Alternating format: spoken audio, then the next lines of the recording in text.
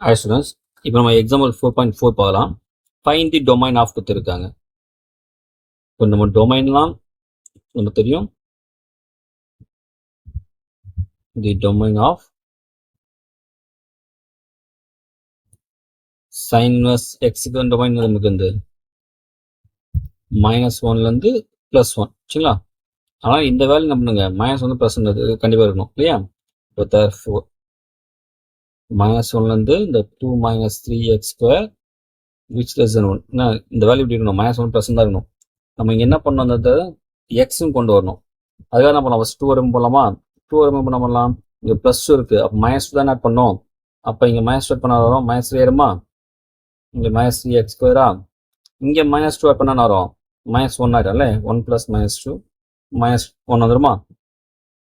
Next எனக்கு இந்த இடத்துல நமக்கு எனக்கு 3 ரிமூவ் பண்ணோம். வெறும் x² -+ ரிமூவ் பண்ணலாமா?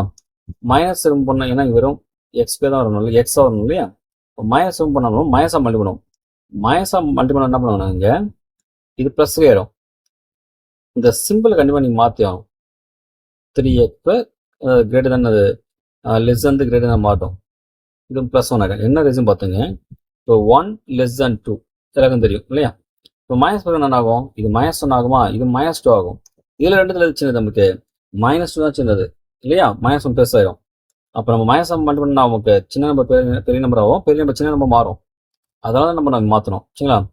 அப்புறம் ரெசிபி பண்ணாலும் மாத்தணும். இப்போ நமக்கு நெக்ஸ்ட் வந்து எனக்கு இங்க x² மட்டும் வச்சுக்கலாம்னா இந்த 3 ரிமூவ் பண்ணோம். அப்புறம் 3 டிவைட் பண்ணலாமா? இப்போ 3/3 1 ஆயிடுமா? இங்க 3 கேன்சல் ஆயிடுமா? வெறும் x². இங்க என்ன ஆகும்? 1/3 ஆயிடுமா?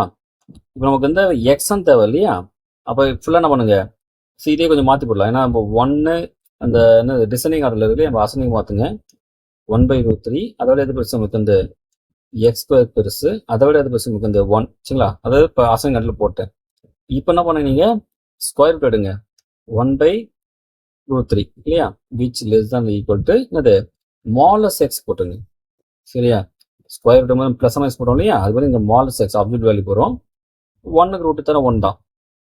இது நமக்கு ஒரு ஃபார்முலா இப்போ இருக்குங்க. if a which less than equal to modulus of x which less than equal to b இருந்தா then x என்ன சொல்லலாம்? x belongs to minus b ல இருந்து minus a minus b ல இருந்து